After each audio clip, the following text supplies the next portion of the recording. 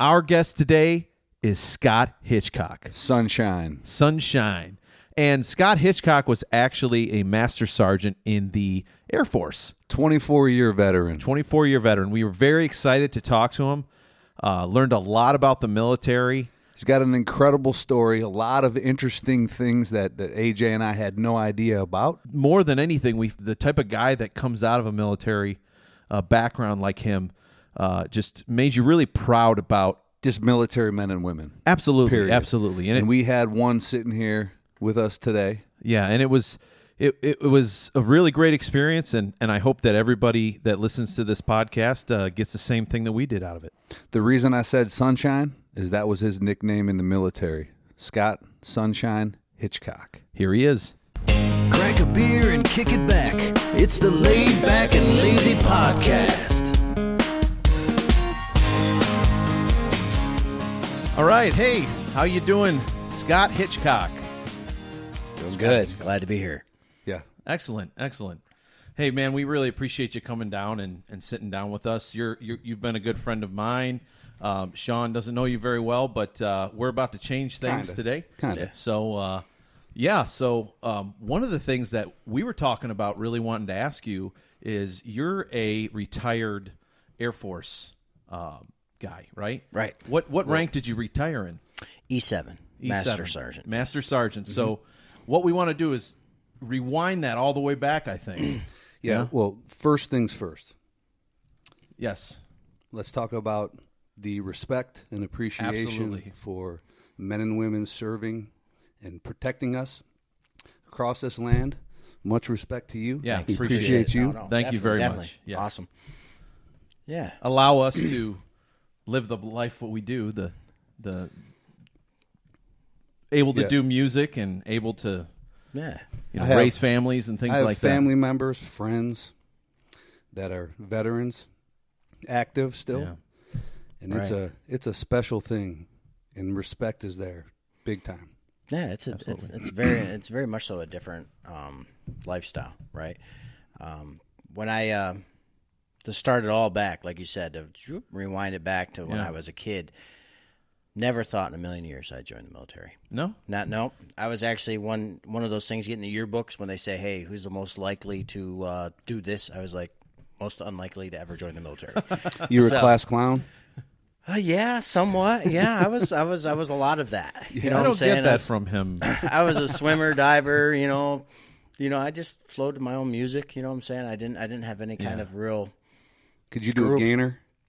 A full gainer? I would say yes, totally. I could do one too. A full 1.5. I did a 2.5 somersault and hit my face in the water. I had black eyes for a week. Did you? Inward somersaults, backwards, reverses, did all that jazz.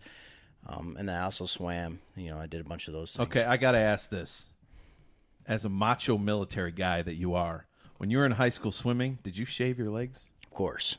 Really? Yes, we were part of a co-ed team. Fractions of seconds. Shaving fractions of seconds off the funny your thing time. was in Franklinville, New York, little Tenbrook Academy area, the girls' swim team showed us how to shave our legs. Really? So we were in the same locker room back when they didn't have any issues with male and females, right? We go in there and they were like doing the shaving cream. We were shaving our legs. And it was funny. You know what I'm saying? All innocent and stuff like that. Did you have a pink razor? No.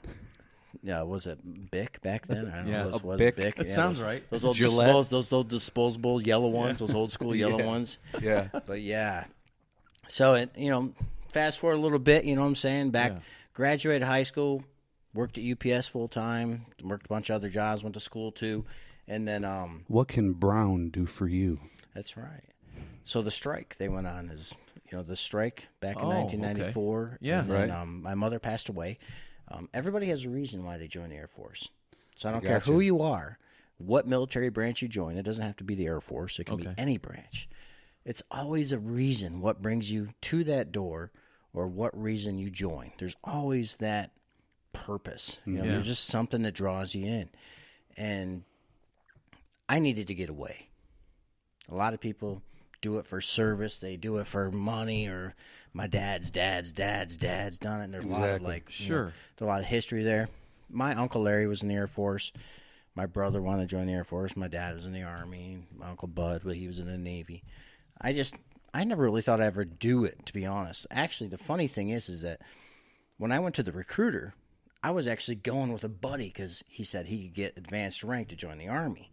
So I just went as a tag along. Just support, buddy support. Yeah. So he joined the Army, and I listened to their spiel, and I was like, nah, not for me. Went to the Army, same spiel, didn't like it. And we were walking out together, and I was like, whatever. And I looked to the left, and there stood the Air Force recruiter with a cowboy hat in Western New York. Really? Like, yeah, Cowboy not kidding. hat. With his boots were up on the table with the cowboy hat sitting down like that. Did he do this? Was he like, howdy? No, he wasn't even looking. Ma'am? I walked in, he's like, how can I help you? and honest to God, that's what got me. Really? Really? Because he didn't say that I wasn't a man, that I'm going to make you a man. I'm not going to. He didn't tell me all the things I wasn't. He was like, Right. how can I help you and what can I do for you? And that was kind of the theme of the Air Force ever since I've been in. And my mother passed away in 94.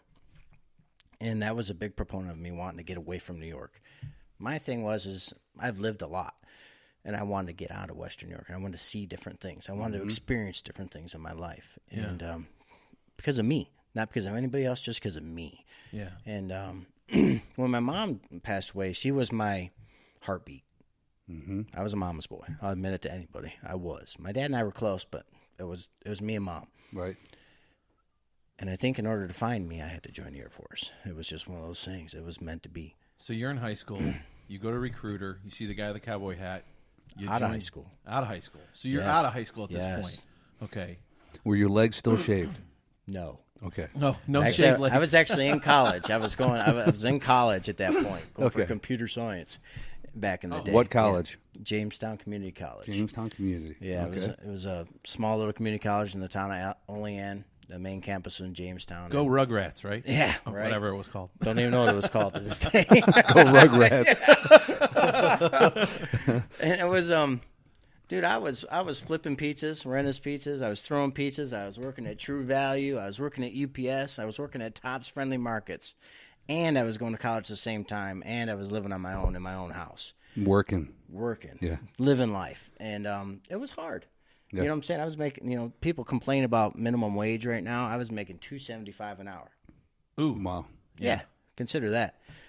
And I was working all those jobs and doing all that stuff. And the Air Force just provided a gateway, right? Right. We call them gatekeepers. You know what I'm saying? When you look at a recruiter, they're a gatekeeper. Yeah. The gatekeeper is to whatever you want to be. It's not what the Air Force wants you to be. It's what you want to be. Gotcha. And that's a big difference for a lot of people when they're looking for the Air Force. And I was talking to a guy today about that. Honest to God, he's like, "What made you join the Air Force?" Because he's like, "I'm retired, 24 years in the military." And he's like, "Dang, that's a long time. How old are you? 50?" I was like, "No, 46." He's like, "Dang." Yeah. I was like, 24 years. Yeah, That's fantastic, man. yeah. It seems like it was just yesterday. You know what I'm saying? It's like it seems like just yesterday I was on that. You were talking earlier. You miss it.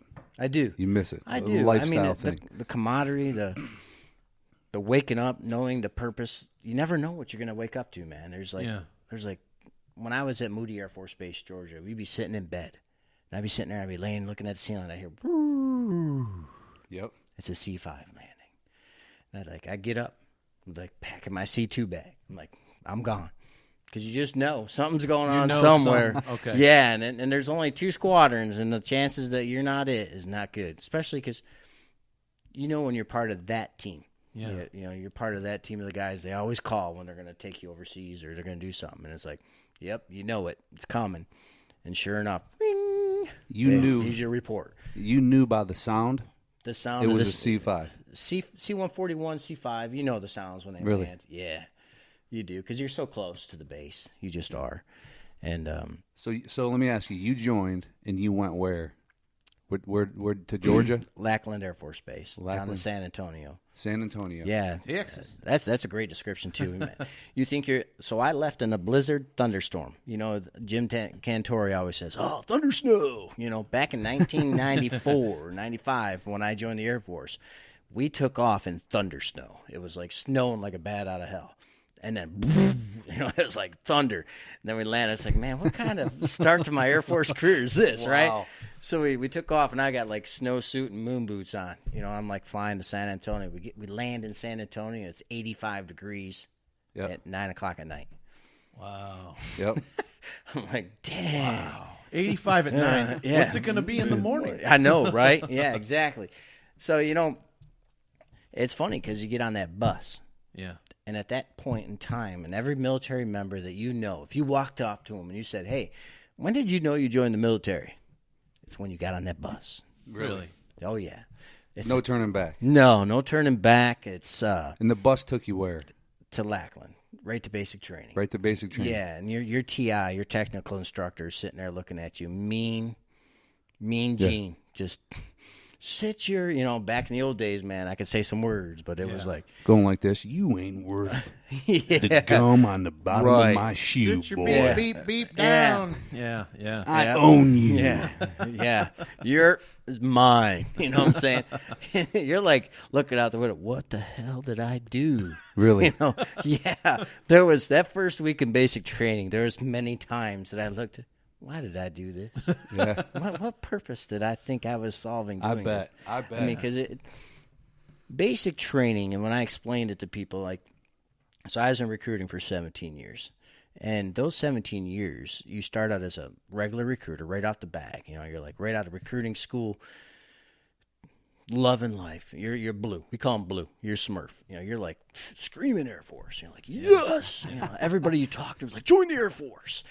And so when you talk to somebody, it took me a couple years to slow down and relax and talk to people. Yeah. And make them understand that, hey, don't lose faith your first week. Understand that this is a journey. This isn't one day.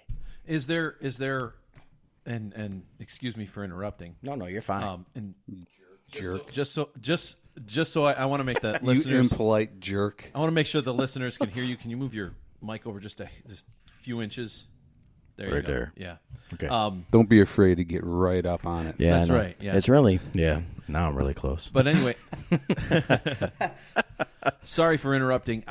What I really wanted to ask you is, so when you have when you're doing that first week, and you said, don't lose faith. Do you have a lot of people that lose faith and they're gone in the first week? Does that happen? I bet you everybody. Oh, it's that first week is your big jumper. Really? We call them the jumpers. Yeah. Okay. Imagine that. Imagine doing what you're doing. I know you're working a bunch of jobs, but I don't want to say free, but you could make any choice you wanted. And then you sign on, and now you're in basic. Right. And your choices don't matter anymore. Right. It's do what they tell you, when they tell you, and it's still the same today. It's still the same. Yeah.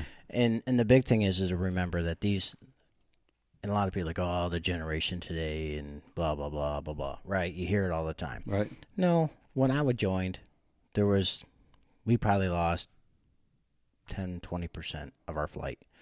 Oh, wow. From just saying, can't do it. They night trained? We have one kid that jumped out of the bunk bed and ran down the fire escape and made it to Chicago, and they found him. Really? Yeah, made it right out the whole base. You know what I'm saying? And there's other kids that just, there's no little thing. They just give up. You know what I'm saying? It's just too much for them. And honest to God, it's actually good for the Air Force because they wouldn't make it the rest of the way. If you can't, and this is like I used to tell people all the time, if you can't fold a T-shirt in 6-inch squares, and you can't shine your boots, and you can't align your shoes under your bed, and you can't make your bed pretty, right, then you don't need to be in the Air Force. Those are simple tasks under pressure. Now, could you imagine that those people that are under that kind of pressure, put them into an extreme pressure of working on a $36 million aircraft in the middle of the desert in real-world situations? They would not make it, and it's not healthy for them. So, let's send them back.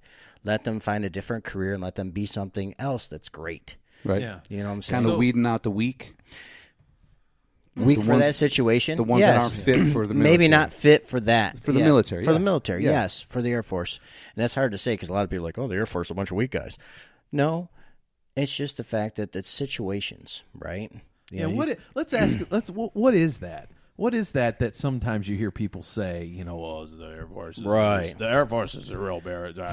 What is that all about? Yeah, You know what's funny? Because I see a lot of memes going around, or a lot of jokes like, hey, the Marines look under stars. The Armies look under stars. The Air Force judge their hotels by stars. You know, and it's like, whatever. You know what I'm saying? We all choose the branch that we want to join. Right.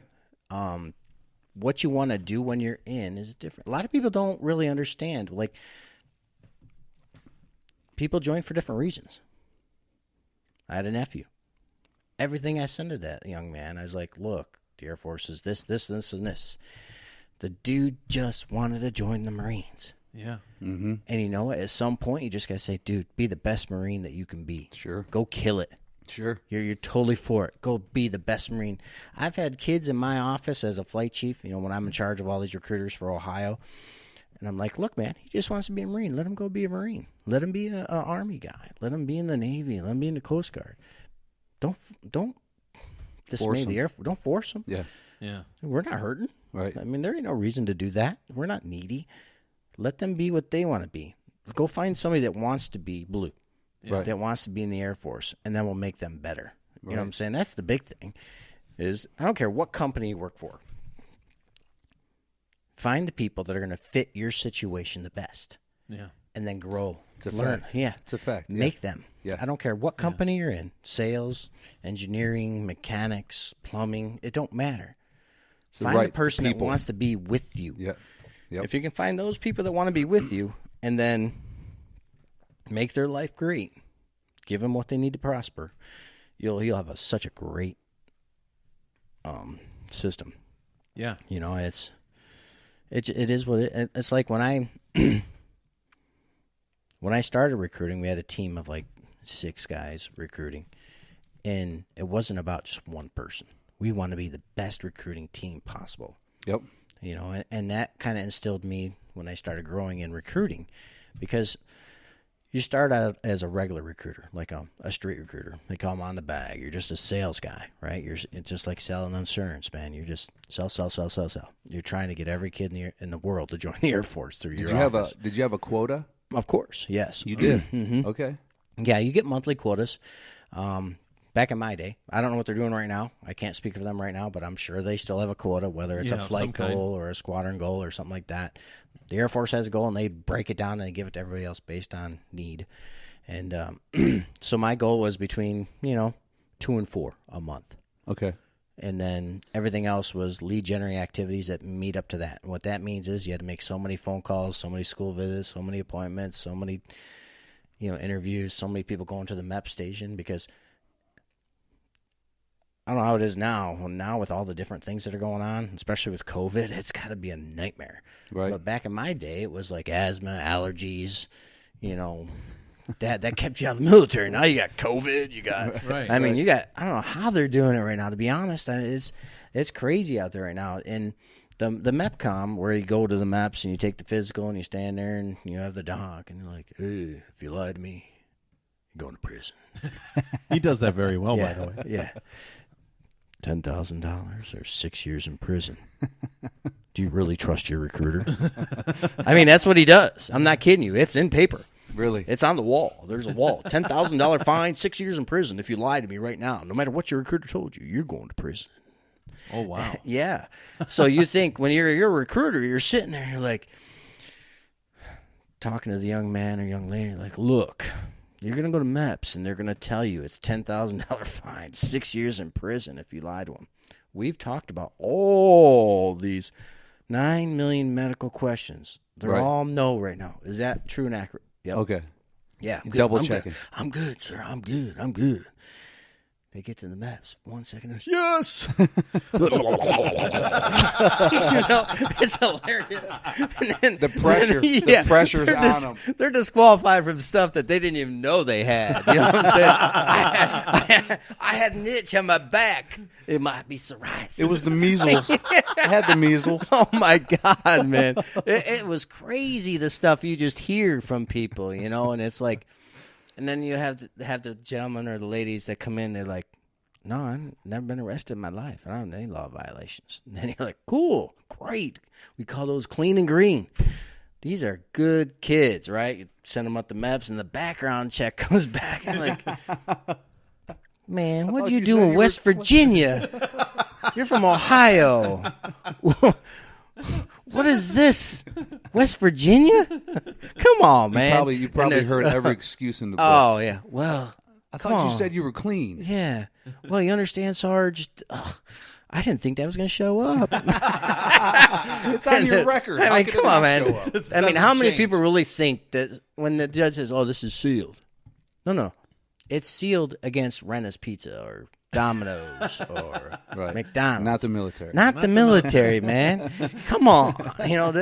No federal agency, it's not sealed against them. Now, were you recruiting your whole career, or how did you get to that? No. Hey, hold on. Let me jump in here. I'm interested in basic training. We jumped that. Okay. We didn't talk about it enough. Yeah, let's kind of because the majority of your career was recruiting. Correct. Is that right? Yes. So let's talk about basic training. I want to hear more for sure. Okay. I want to know what it's about. Sure. And then I heard from a little bird that you were working on fighter jets. And right. I am a crew chief. Let's get into that. Okay. Let's talk about basic training. Since it's 2021, and I just saw that Top Gun 2 is coming That's out right. here. And that's Navy. In yes, but they wouldn't get where they were without the intelligence. That's of the Air Navy. Force. That's Navy. Living on the edge. You can't tell me you didn't have you had a crotch rocket, right? You wore a leather jacket. No, with patches never. on it. I always Sunglasses. wanted one, though. I'm telling you. To this Aviators. day, I still want a crotch rocket. But he did play volleyball on the beach with his shirt off. That's I know right, that baby. for sure. Hell yeah, yeah, for sure. Did you have a cool name? We like Merlin, Did No. they have nicknames Maverick. No. that Yes, we did. that we can repeat? Yes. That's My nickname in tech school was Sunshine. Yeah, I wore because he shaved his legs. No, yeah, no. Actually, hey, y'all are old enough to know this, but you remember back in the '90s when silk underwear were the thing. Silk boxers. Not silk Silk boxers. Yeah. Yes, Yeah. silk Yeah. boxers. Yeah, Teasing, gotcha. yeah. So I always had had a couple sunshine pairs. boxers, Oh, and I wore those throughout. With the shirt on, Yeah. wife beater normally. Back in the day, wife beater and some sunshine, silk, sunshine and rain. You know what I'm saying? Oh, yeah. That's that was me. Pump it up, pump it up, yeah. That's right. How's it go? Joy, pump it up, and rain. Keep it going now. Sunshine and rain. Yeah, that's exactly it. So that was my nickname in tech school when I was going through crew chiefing. But to back it up into basic training, though, so in basic training, you get there, right? And it's just like it you've seen in all the movies. It really is. really? Yeah. No BS there, huh? No. I mean, They've got that. there was down. no hitting. No hitting. Yeah. But the banter was there. Okay. You know what I'm saying? Like my second day in basic training, we're laying on those uncomfortable beds, right? Yeah. Like if you're above 6'2", you're having a hard time. Yeah.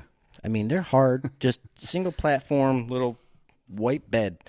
And it was like 3:45 just sitting there. And you're like, you just got to sleep because you're nervous. And you're like, oh, finally. And you're laying in bed and you're like, oh, yeah, finally. And then all of a sudden, boom! The trash can, those steel trash cans that are about 4.5 foot tall. Yeah. T.I. comes in and slams that sucker on the ground. He's like, wake up, girls! And it's like everybody's screaming. No. Oh, yeah. Creating chaos. And it's just like, just pandemonium going on. You know what I'm saying? Imagine it. And you just never knew what was going to happen every day. So they assign everybody a detail. The shock factor.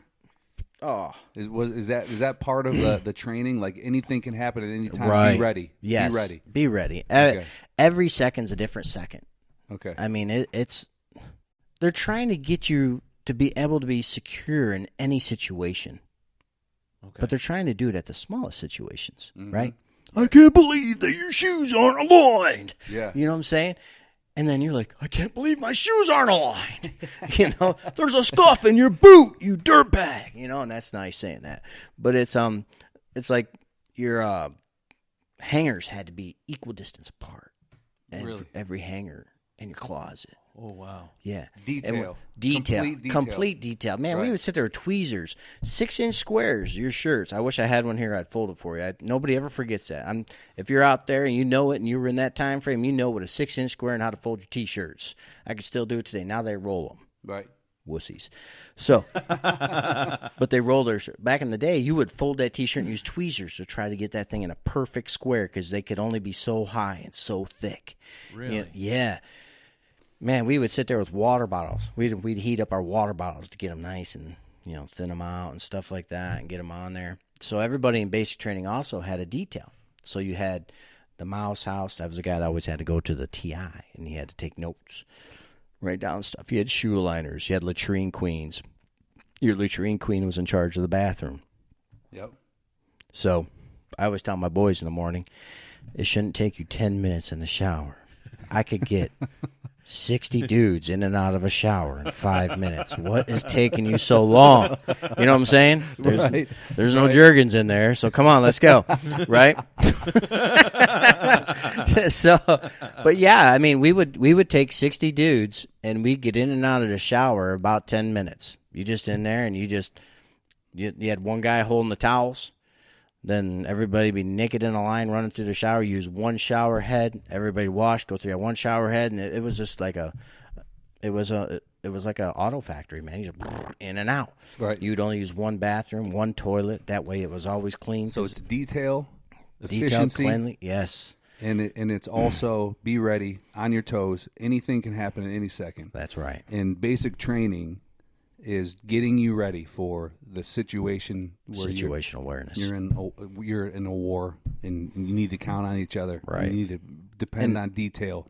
And to take it a step further, and you're talking about my next journey was tech school and working on F-16s, fighting Falcons, badass plane. And if I can't say that, then oh well. But considering every job in the Air Force,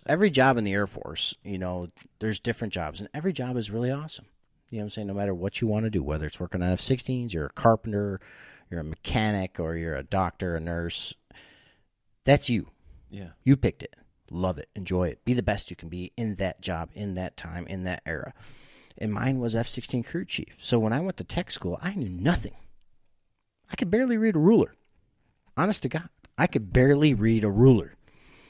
So they taught me in, 12, 14 weeks, how to read a ruler, how to do inspections on a $36 million aircraft, launch, recover it, change tires, engine, all that jazz. Wow. Whoa. Because of basic training. Really? Because I learned how to listen. Okay. And I learned how to learn. Right. All right. Detail. So and I learned that mistakes were not acceptable. Mistakes cause lives. Yeah. Right? Yep. So when you learn on that level, I think, you learn that not only will my mistake be wrong, it can kill somebody. Or it can cost a lot of money. That's heavy. It really is heavy. Yeah. Right? So, and I think that's why a lot of people don't make it through basic training is because they understand the gravity of what they did. Right. Let me ask you a question. You know how in the movies there's always one guy. Were you in a unit? What was your group called? Squadron. Mm-hmm. There's always in the movies. There's Flight. always flight. There's always one guy that can't get his bed right. Yep. Or his boots are. And we take care of him. Yeah. That's right. But did you have that guy? Yeah. Oh yeah. Of course. And did it cause you like EC extra conditioning or anything? No, I just did it for him. Really? Oh, you Yes. did it for him. Yeah, I'm telling you, in my flight, with the best flights, right? You have good flights, you have best flights. If you're a good flight, you're gonna have guys. Yes, you have guys that can shine shoes. You got guys that can make beds. You got guys that know how to fold T-shirts. Straight up teamwork. So teamwork. You'll all get together, look like you fold my shirts. I'm gonna shine your shoes. Yep. And then That's pretty cool. because Teamwork. I couldn't. Teamwork. Yes, It's teamwork. It's a lot because you know what? If you can get your whole flight to do the same thing right through teamwork, that's what they're looking for. They don't care how it got done. We don't care how you got to Rome. We just want to know you got to Rome. That's right. And And that's if you exactly do it what as they're a looking- group, that's even better. right? Yeah. And that's Okay. and You that- went to Rome? yeah, Rome. Nope, never been to Rome. That's on my bucket list. Oh, I said all You know, yeah. he's busting my chops. He does this all the time. no, I don't. Right. It's vice versa. He does. Whenever there's a No. microphone in front of him, he does bust my chops. Right. Joy, and pain. But yeah, right? but yeah, you know what?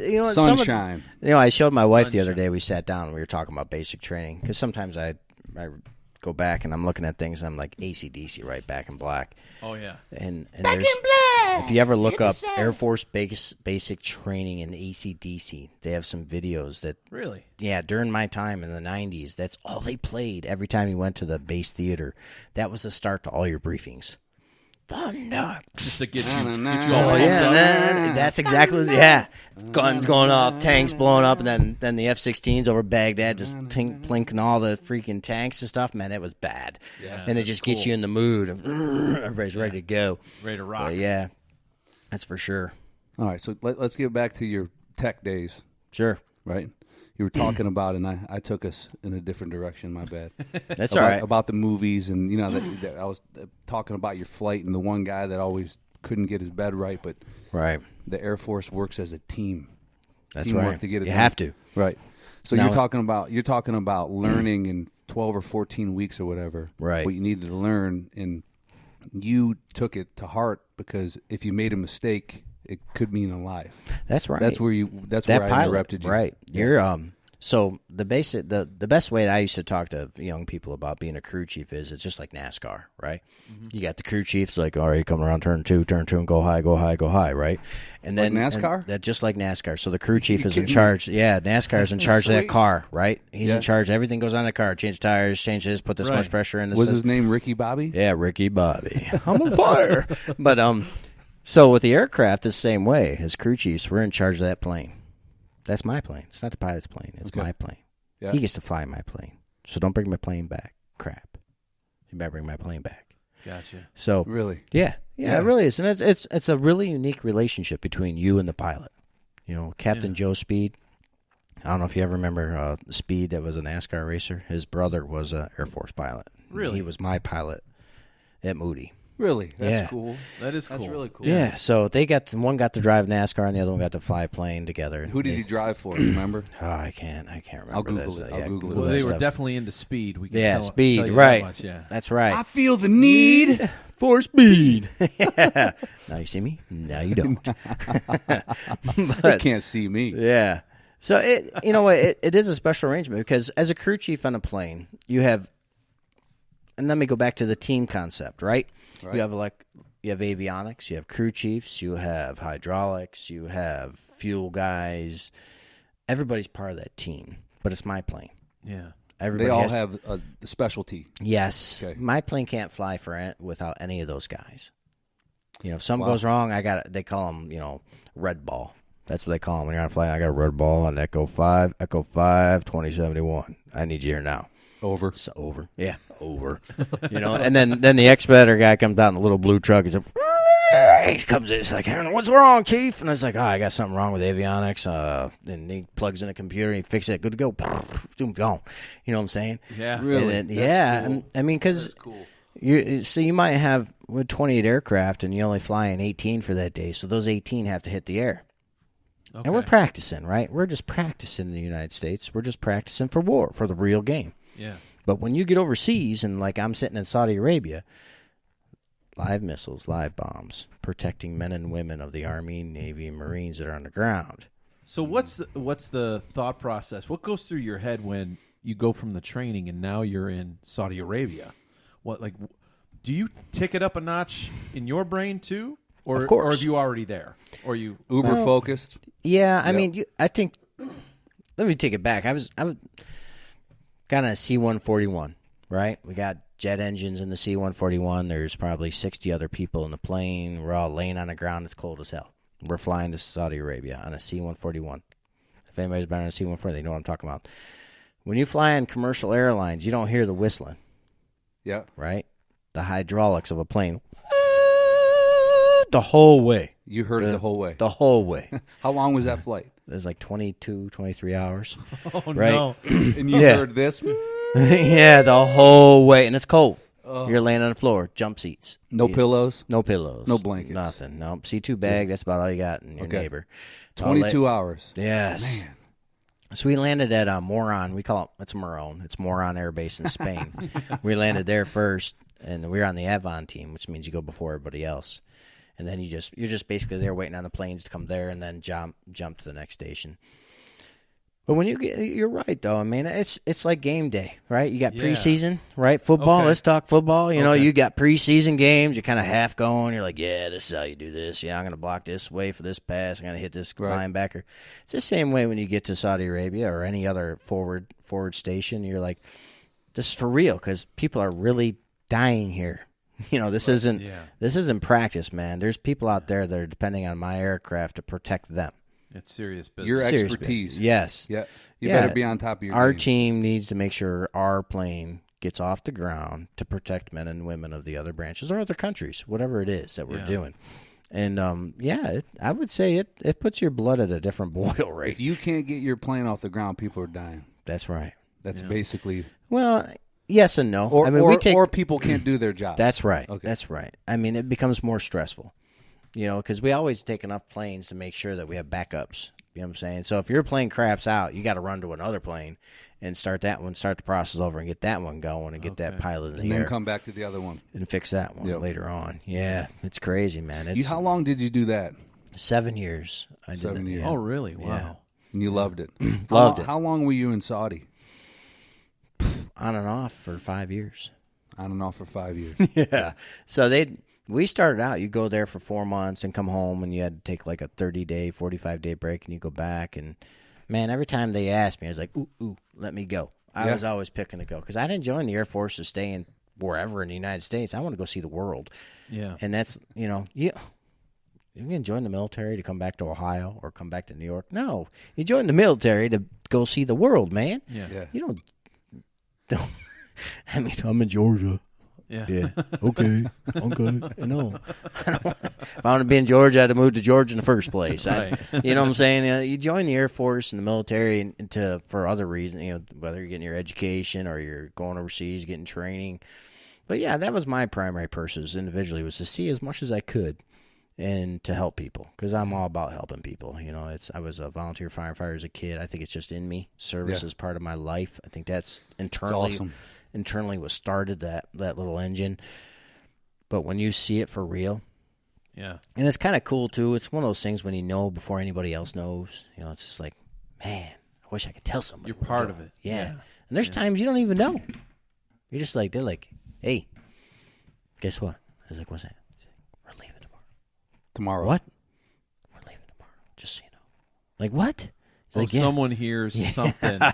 Someone's delivering. They know. Walking by somebody. Yeah, they're like, hey, hear. just so you know, don't plan anything next week. We're leaving tomorrow. I was like, oh, thanks. So then you go home and like, that's just so you know, I'm not going to be here next week. You get a phone call and you got to be at a certain place at a certain time. And that's for sure. Yeah, I mean, it don't matter what time it is. It could be during the day. It could be during the night. Usually it's at night.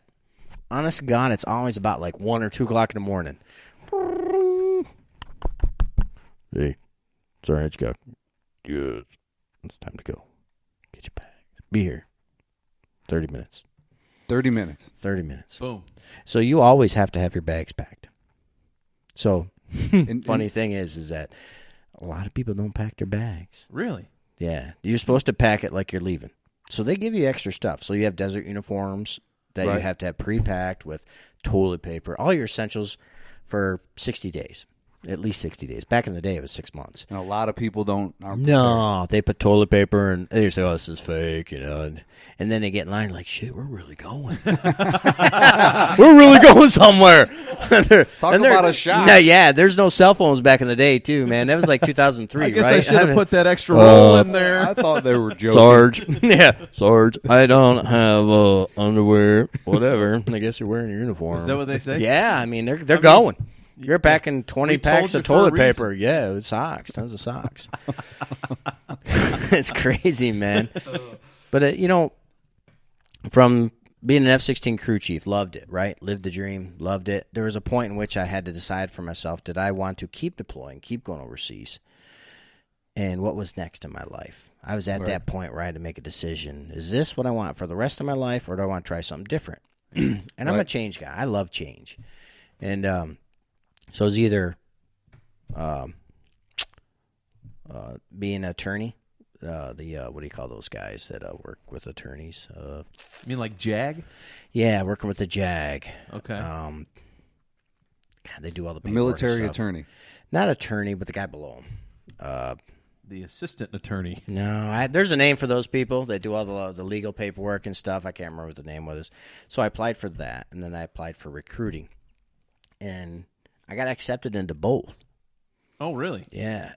Now it's really decision time. Yeah. And then I met my wife. And I was like, well. And then you don't have to make the decision. They make the decision for you. It was kind of funny because the attorney part would take me to Wright Pat, which is in Ohio. Yeah. And then recruiting, I can choose my base back in the day.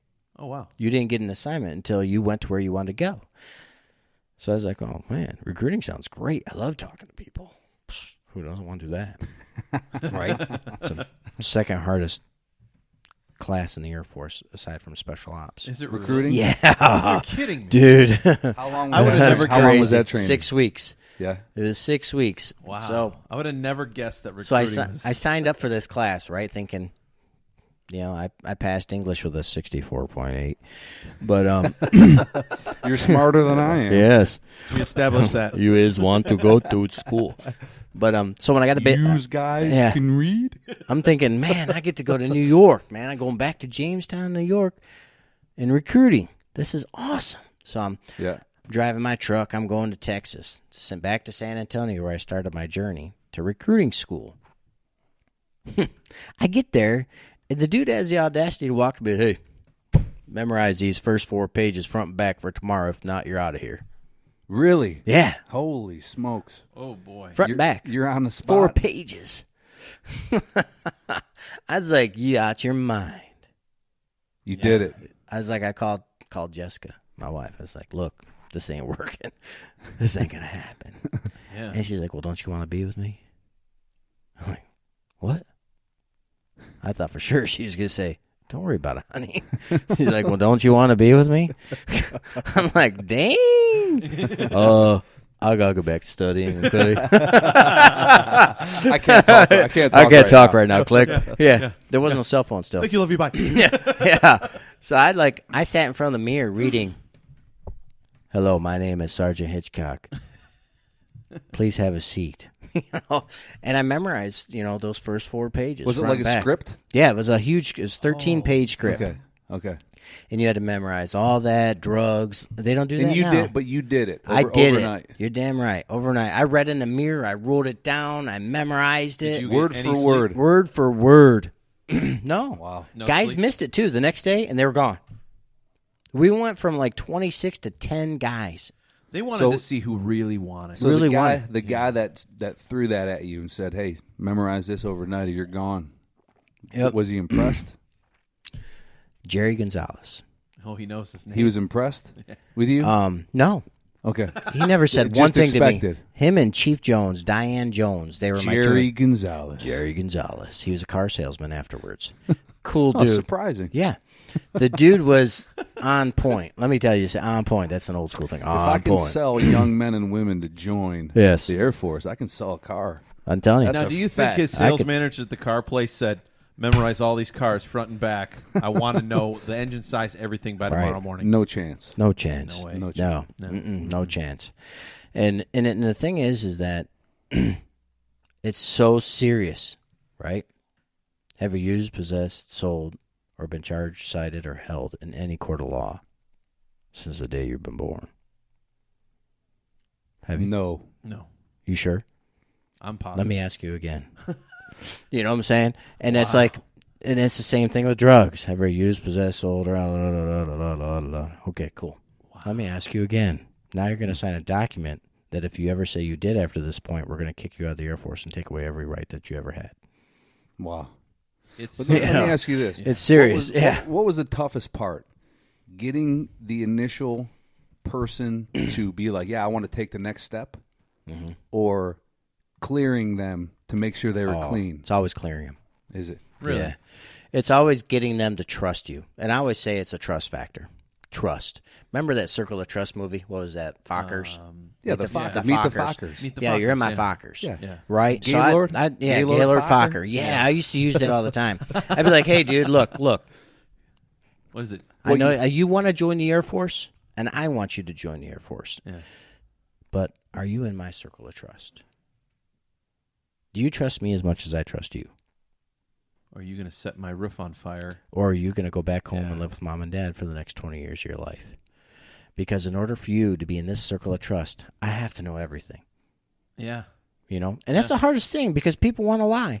They don't want to lie because they don't want to tell you. Hide. They're ashamed. Yeah. Oh, well, Not of a speeding ticket. Because when you talk to them about speeding, it's stupid. Like speeding. Okay, yeah, I got a speeding ticket. Whatever. Okay, cool. But they're ashamed of the other stuff. You needed them to tell you if they had a speeding ticket? Oh, yeah. Okay, everything. Parking tickets, speeding tickets. You beat your girlfriend or, you know, they're everything you can think of. I've heard it. Everything. Yeah. Oh, I took my friend's car and I got drunk and drove down a bank and hit another car and I ran away and really? God. And he's in the Air Force today. But I'm just is he saying, really? Yeah, he is. He told the you truth. can get him because in. he told the truth. I'm telling you, we tell our kids all the time, hey, right? Honesty's the best Honesty's policy. the best policy. Yep. Right. Tell me up front. Let's deal with it. Let's get through it. I don't care. Right. Tell me the truth. Absolutely.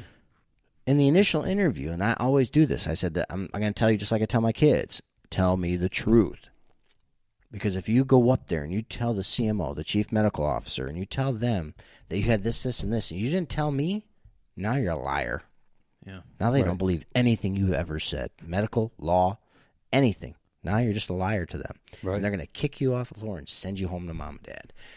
And that, then, like you said, it is, no, I can get, if I sat down on the phone today and I started calling people, I could get 20 people to come in for an interview and sit down and talk to me. Just because they want to hear, wow, really? Free education? What? Yeah. What? $80,000 for school? What? Right. Free pay? What? Free 4 meals a day and a gym fitness center? Are you kidding me? A golf course? What? You know, sign me up. Sign me up again. You know what I'm saying? I mean, that's the easy part is talking about the great things the Air Force has for people. The hard part is understanding that, I'm sorry, you're just not qualified. Right. Oh, yeah. There are so many great young people. I mean, I'm talking from 17 to 38. That was the age group that you're looking at. I put in a 38-year-old my last 2 years in the Air Force. I was going to ask that. And I looked at, they're the same. They were like, 38-year-old. they were almost my age back then when I put them in the Air Force. And I looked at her, and she was joining, and her daughter was already in the military, in the Air Force. And she looked at me and she goes, I just see everything that my daughter has, and I want to be that. Really? That's great. Yes. That's fantastic. Wow. And I was like, my God, you are inspiring to me because it gives me chills because I'm almost out of my career. You know what I'm saying? And she's just starting at the same age. I'm like, dang, come. There's no age, you know, there's an age limit, but once you get in, you're in. That's a cool story. That is very cool. Very yeah, cool. I mean, so she got in the Air Force, and I don't know much of her story afterwards, but just to think that a mom wanted to be in the Air Force because her daughter was already in, and to follow her path. Right. A mother is following her daughter's path and not the opposite way. That's amazing. I mean, it was such a great story. And it was from Ohio. This was right in here in Ohio when this happened. Wow. Yeah, I think it was out of Kent, I believe it was, where this lady joined. Really? But it was inspiring to me as an Air Force member at that time, and just understanding that people come from all different aspects. And I tell you what, the humility factor, Yeah. right? Right. I was poor growing up, very poor. I mean, I duct tape shoes. I put bread bags in my boots. I had a great life. I am not demeaning how I grew up, but I was poor, Right. very poor. And the people that I see come into recruiting, that's what I think about. I think of the people coming into those doors looking for a dream. They're just looking for a dream to be a part of. They don't even know if it's their dream. They're just looking for a dream. Right. Looking for an escape. You know what I'm saying? Wow. Like Path. A path. Right. Some people Yeah. fall asleep and dream of a better life. Direction. They're looking. They're dreaming of that better life, and everybody's like, "Well, Hitchcock will put anybody in." I'm serious. That's what they say. Hitchcock will put anybody in. You're darn right I would, because That's why they called you Sunshine. that's right. I'm trying to put Mr. Sunshine. you know, but when you understand the lows in life, right? You know how low it can get. Now, I was not the worst person in the world. I didn't have the worst life. Don't get me wrong. I wasn't like, out in California where they're living on the streets and tents and stuff. But it's important for us to understand when you're selling a lifestyle, right? You talk about car sales, right? Right. You're talking about selling a physical item. I am selling a car. Man, that's so easy. Right. Right? Yeah. I mean, dude, 1995 Cavalier fully loaded Z34. Come on in. 10% off. 35,000 miles on it. Yeah. Instant rebate. Yes. You know One everything. owner. That's right. You know Shares of everything about grandma that. with the groceries. Here's the Carfax. Right. Come join the Air Force. Your future is unknown, but we're going to give you free education, a paycheck, food, and constant yelling for the first 6 weeks. You know, Sergeant Murtaugh. Yeah. But you know what though? It's important to understand that, you know, it's not all that blank. Yeah. Yeah. You know, and I always tell people, and this is my 2 cents in life, right? Prior planning prevents piss poor performance. Mm-hmm. Yeah. All right. So when I tell people when they join the Air Force, create yourself a T diagram. So if you're going to decide what you want to do, right? You put the Air Force in the first column, you put work in the second column, and then you put education in the third column. And then you start writing down which one's going to get you there faster to your dream. What is your dream? What is your 3, 5, 10-year goal? And you'll be amazed of how many young people today don't have goals. They're not planning. They're not planning at all. I believe that. I believe They have no plan. I'm a goal setter. Me too. Yeah. Right? My wife is she's the best goal setter ever. You know, she knew she's like, I'm going to college here, I'm getting this here, I'm getting married here, and I'm having kids here, and then I'm going to get this, and I'm going to retire when I'm this. She already knows everything she's going to do in life. It's kind of boring, actually. But but you got a goal plan, right? Right. I don't care if you're retiring or what you're doing in life, what you want to be when you're growing up.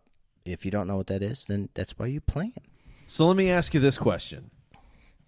Hearing this whole story that you're talking about really brought a question to my brain that a lot of youngsters would probably like to know. I think people that would be interested in joining the military, which would be, do you think what do you think your life would be like without going to the military versus going to the military, and not necessarily the outcome of your job and and all that and your lifestyle, but the person you are. He doesn't know.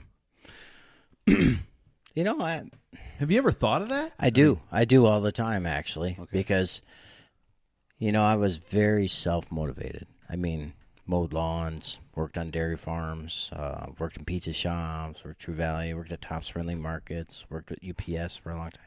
Excelled. Yeah. I did great. Not patting myself on the back. I was motivated to be more.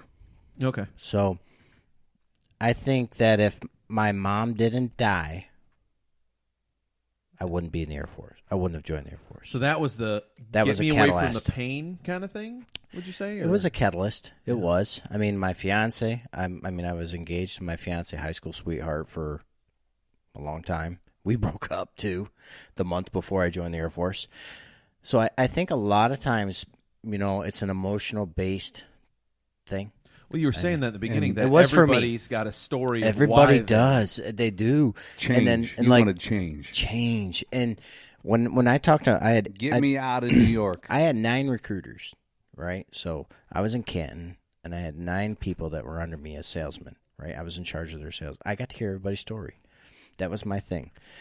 Every time a new recruiter would come in, I'd sit down and I'd tell me your story, just like you guys are doing right now with me. Right. Yeah. I want to know why you joined.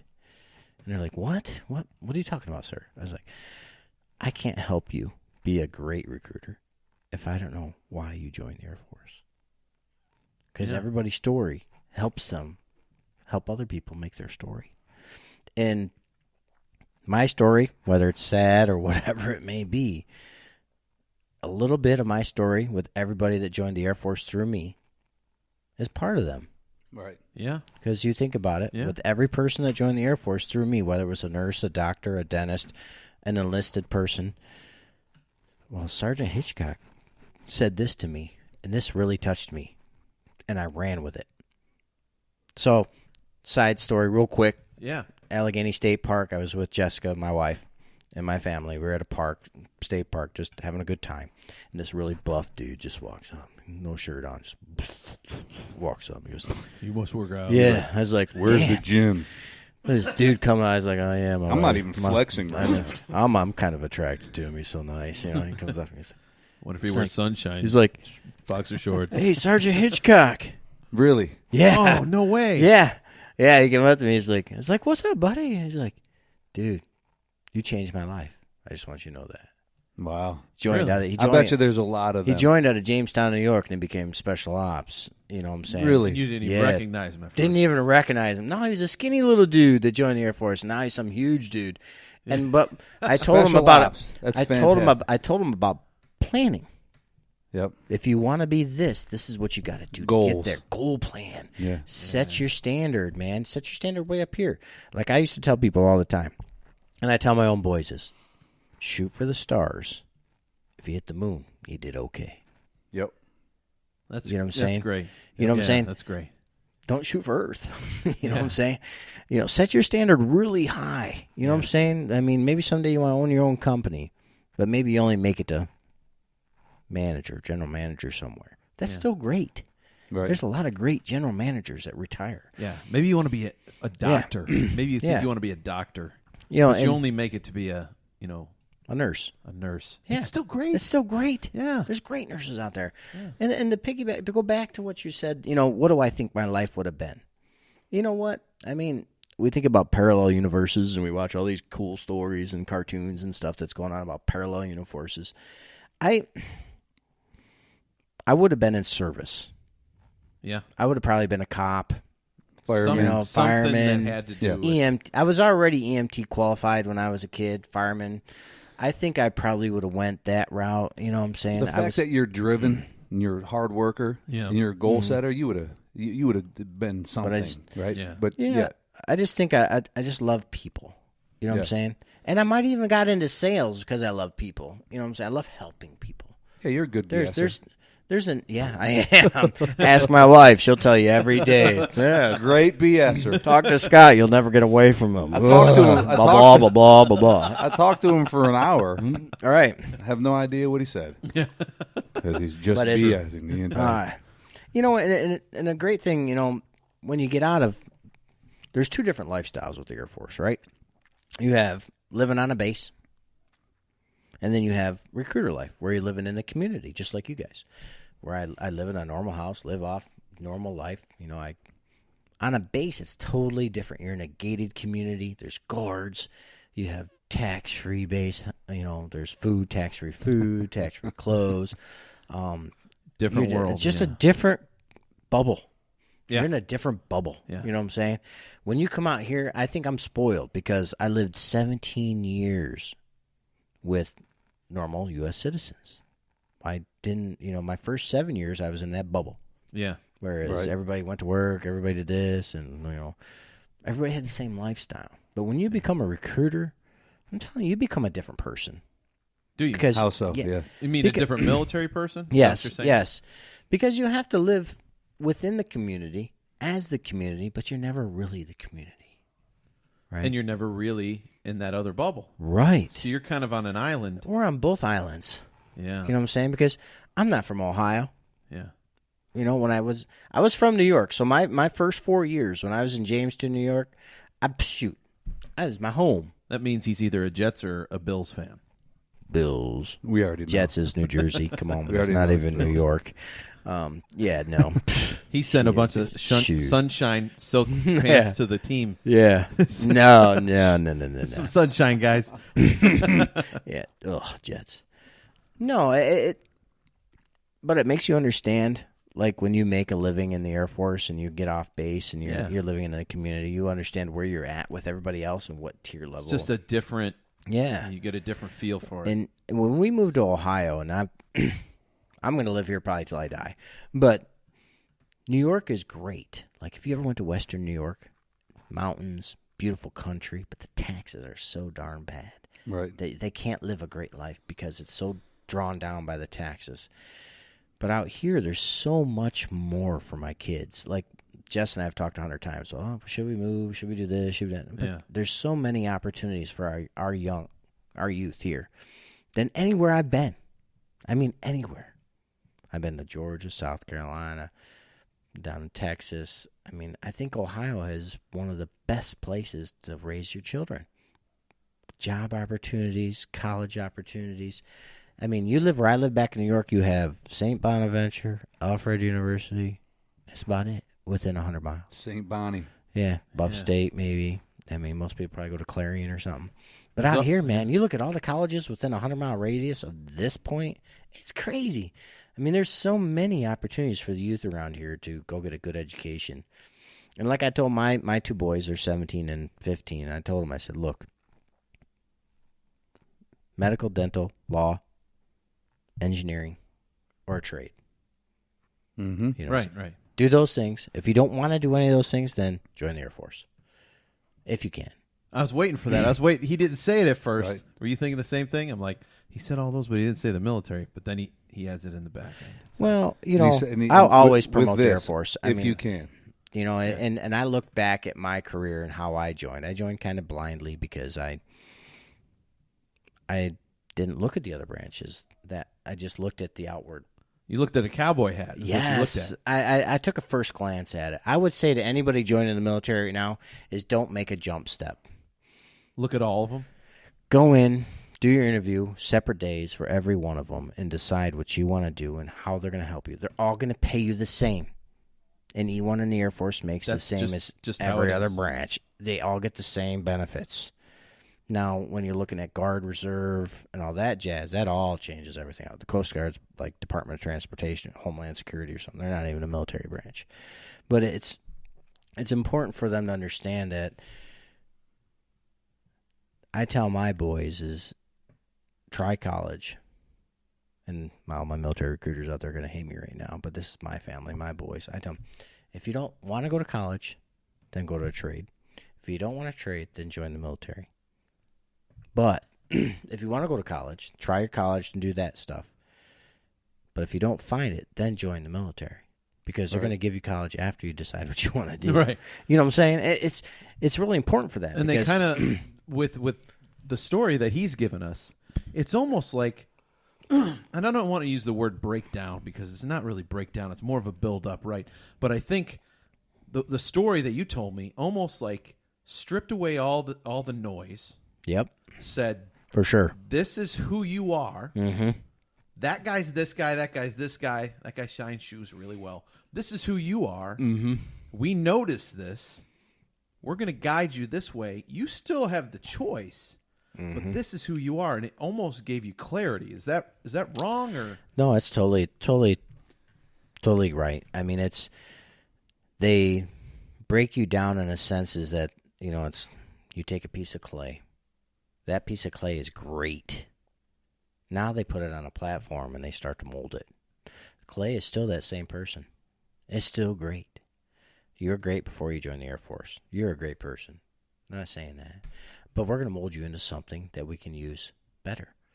And then when you get out, you're going to be able to use that better for something else. Right. And that's what we want. We don't want people that join the Air Force and then don't do anything great after they leave the Air Force. Well, if you look at all the people that were great in the Air Force, they're doing great things outside of the Air Force right now. And that's whether it's 4, 6, 8, 10 years. We want you to be able to say, man, I love to be in the Air Force, but I decided to do this. And it was my decision because it's an all-volunteer force. yeah? And the question might come up, but I'm going to say it right now. I do not at all, at any chance in my life, I will never say that we should ever make joining the Air Force mandatory. I don't believe in it. It should always be a voluntary force. You cannot get the servitude from a person if you tell them that they have to do it. It's a fact. So would that mean you're also against a draft? Draft is different. Okay. A draft Explain. is okay. Teach us. 'cause Yeah, we a don't- draft is much different. We're than, dumb musicians, so we don't. Speak for yourself. You are man. not Come on. dumb at all. Hey, if we No. go back to episode 1, was Right. it episode 1? No, but Yeah. it's definitely in the preview somewhere. You did say, I remember you saying this. Well, I didn't end up that very smart, so that's just how it worked out. You don't have to Right. keep hammering at me, man. Come on. Hey, I got to get you when I can. I got to poke you when I can. Yeah. No, a draft is when you need, right? Okay. Yep. A draft is a need. So we're going to war. We're losing people. Last and resort. we don't have enough people to be That's right. this, and this. We need to draft people. That's a draft. That's what that is. Yeah. That's emergency. That's like World War VI is happening. Yeah. Yeah. And we don't have enough people. We'll never be there. I don't think we'll ever see a draft again. Is that because of technology? Yes. Totally. Yeah. Because, dude, they could be they are listening to us right now. Right? If they won't be, they will right. be when this hits the internet. That's, they'll know. that's why I got to be careful what I say. Because if I say something that ain't in line with Air Force standards, right. They could be like, I figured Sergeant that. Hitchcock, I I saw you on this today, and, I didn't really agree with how you said this. Okay. And I'm like, damn it, I'm getting a retirement. I'm getting paid by the federal government right now. My retirement's coming in Which from you should. them. Yeah, which you should. So they should be tax-free, too, for all the veterans out there. But I'm paying myself on my own time retirement. It makes no sense, but don't get me political right now. But no, it's important to understand that when we get to that point, when you're trying to decide whether you join or you don't join, why do I join? Why don't I join? Like, why do I get out? Right? There's a lot. You go. True. If I go to a VFW today and I walk into that place and all those guys there, and I walk in, it's like, man, you did the right thing. I was like, what are you talking about? You retired. I got out when I was 6 years in. I should have retired. Man. Really? Oh yeah. Common. 100%. I have a drummer friend of mine. I've who never was 15 years. They got out. And got out. And he came to Nashville. And he said to me, he goes, I should have never left. Really? I said, why'd you leave? He goes, I was a woman. That's always a reason. And I said, really? He goes, it's my wife. I'm like, well, that was a good reason. 5 He's like, years. I could have still got married and stayed in the military. 5 yees. No. Is it 20 years? 20 years. 20 years is yeah. retirement. And 1993, the Clinton year, right? Wasn't that Bill Clinton back then? Yeah, that was Clinton. Right? Yeah. Mm-hmm. So he was there. So 1998, fast forward to 1998, I was 95, 99, I was re-enlisting in 1998. Everybody that I knew that was an E4, senior airman at that time, got out. You were the only one? I was the only one. Really? That stayed in. And the way I do everything is I'm like, look, okay, let's see what's on the outside. Do I have a job? No. Do I have this? No. Do I have this? Can this give me? No. Because I'm re-enlisting. So I re-enlisted. I didn't re-enlist. I waited a little while. And then they come out and they're like, man, nobody re-enlisted, so we got to give everybody these huge bonuses to re-enlist. Well, I got $60,000 to re-enlist. Oh, damn. I know. Yeah. I was like, well, thank you for everybody else not re-enlisting. I appreciate that. You know what I'm saying? But it was like a year later, though, and what people don't understand is the prior service program, when you try to get back in, it's 5 times as hard. Like, really? They don't let you back in. Now, once you slap that face on the door, they don't want you back. So that's interesting. It's almost like when you joined, not when you joined, but when you became a recruiter, that was almost like a baby step back to civilian life. It was like getting you towards that. It was. Am I correct on that? I tell you what, Like recruiting. if you one never foot took here, that, one foot here, right? Yeah, if you never took that, you might have. It would have been a much harder transition to retirement. Yeah. Yeah, I can see that. I tell you what, the recruiting life, right? Going to recruiting was the best decision I ever made because I was able to meet people in the community that I lived in, and it made my transition to the civilian world. We say that a lot in the military, the civilian world. You know what I'm saying? So, because it's so much different, right? It made it a lot easier. Because I knew people. I was already there. I already had my house. I already had my life. I already had my kids. I already had my school. You just unplugged. So you think about these men and women, right? Yeah. They've done 20, 30 years in the military. They're in BFE, Texas. And Okay. they're from Western New York. Lufkin. Yeah. There you go. And they're like, Yeah. all right, Jeannie, how are we going to get to Salamanca, New York? And they look up in there and look at jobs. They're dismal.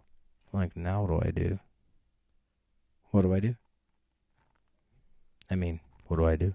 If they didn't plan, Yeah. they don't have an education, or Right. I mean, what do If you? they just stayed in their same job, Right. did it well. Well, now let me tell you though that the Air Force, you do get your community college Air Force. It's an associate's degree in applied science. You know what I'm saying? I do have my CCF in aircraft maintenance technology, and I have one in human resource management for recruiting. So you could go work in an aircraft company. I could, yes, very well. I could go work for United Airlines or whatever and be a maintenance manager or work on the flight line and stuff. Yeah. And they give, we earned, I think they give us, but we earned, like I got my EMP and power plant and airframe. I can go work on aircraft if I wanted to, but I don't. If I want to work on aircraft, I go work on F-16 scan. But it's, but yeah, it's, it's a big transition. You know what I'm saying? It's huge. When you retire, it's scary. Like, I'm telling you, I got through my 17 years of recruiting. I went from being a bag recruiter, like selling cars, right? Selling the Air Force to kids, and I went to recruiting doctors and nurses, which is professional recruiting, headhunting. Yeah. That was fun. I would say that was probably one of the more fun aspects of my Air Force career is recruiting dentists and doctors. I mean, really? Yeah. I had one dentist. He sold his entire practice for 25 cents to his sister. Just to spite his wife. Yeah. I was like, man, I was high-fiving him like a mother. I was like, yeah, baby, eat it. Yeah, you ain't getting crap. You know what I'm saying? I didn't know that was legal, but it is. You sell it to my sister. She's a dentist. Come on. You ain't getting crap. And he joined the Air Force, and boy, that lady came to my office madder. Oh, did she really? Ooh, yeah, she came in. I think I heard this before. Yeah, she came in. She was mad as heck, man. She was mad. She can't blame you. No. You didn't come up with that idea. Ain't my fault. He did. I just gave him the gate. I'm a gateway. I'm a gatekeeper, man. Let me ask you this. So you mentioned that you've how many people did you tell that I don't think you're cut out for the Air Force? Two.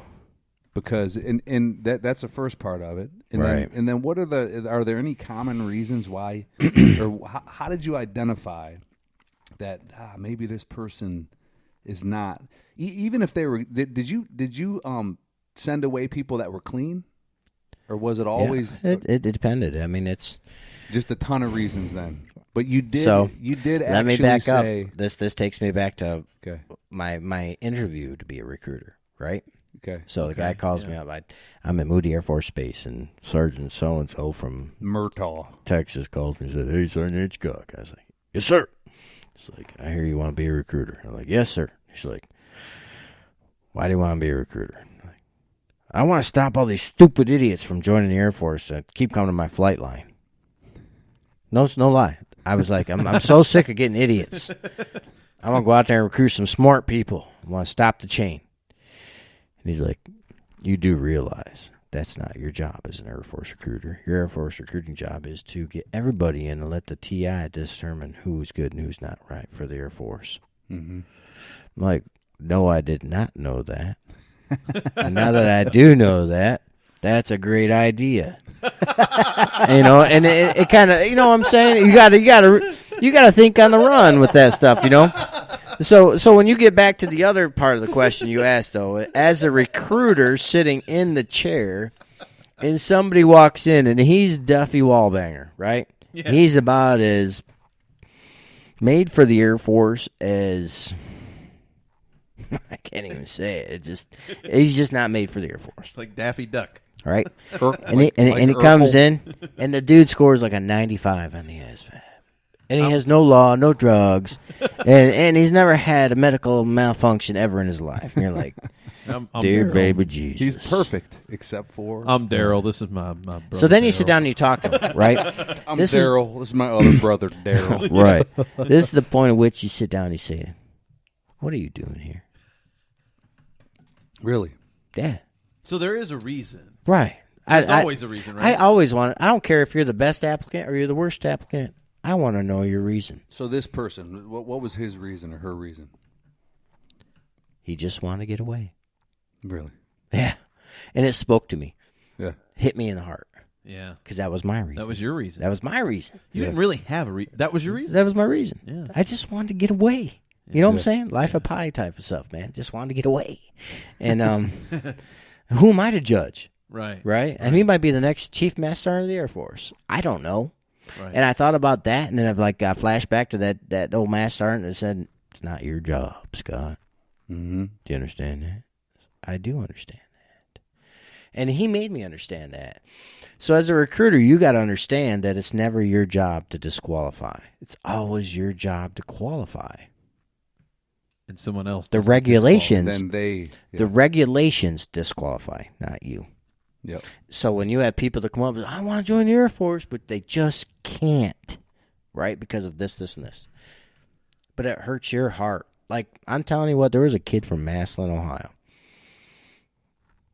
All-state runner, all-state wrestler, played football, absolute stud. 2 knee surgeries. Right? ACL, MCL surgeries. Couldn't get in.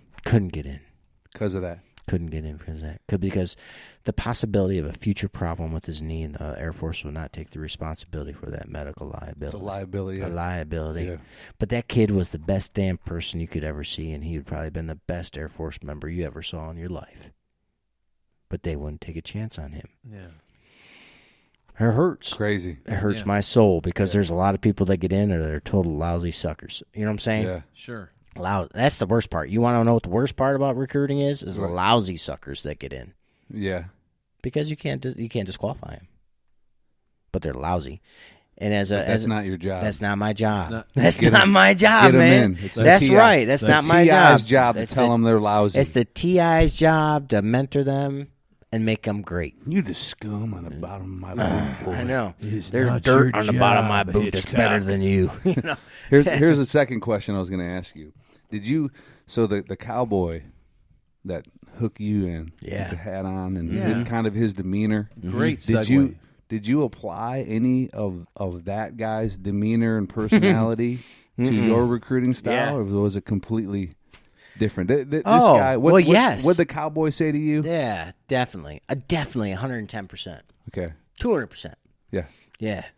It seemed like he was pretty laid back. Like laid back. What did he say? Like, what's your name, son, and how can I help you? Yes. Is that what he said? What's your name, son? Yes. Laid back and lazy. What's your name, son, and how can I help you? That's right. And, and I didn't go into much about that day, but the Marines and the Army, they back in the 90s, they'd lay out cards. They say, hey, here's a bunch of cards. Pick them. Right? Kind of like tarot cards. And you would flip it over and want to be courage, want to be honor, want to be discipline or something, and they'd be like, all right, you're not that, but the Marines are going to make you this. And then you flip over another card. You're not that, but the Marines are going to make you this. And then you get to the third one, you're like, courage comes out. And I'm like, oh, yeah, this is what we're going to hear. We're not that, but you're going to do this. Okay, cool. That's not so I just heard that from the Army. Yeah. You know what I'm saying? Yeah, yeah. Meanwhile, just lost my mother. I'm living on my own in my own house. I'm working 3 jobs and going to college full time.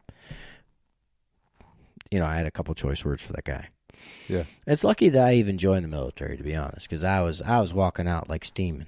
Yeah. I'm done with this crap. I don't need this stuff, man. I'm who I am. Yeah, I'm good with working at UPS, making $13.33 an hour, full benefits, which was great back in 1993. In 1995. Five. That was huge. I mean, that's more than my dad was making at that time. Yeah. And so I took that approach that really was laid back. It was like, hey, come on in.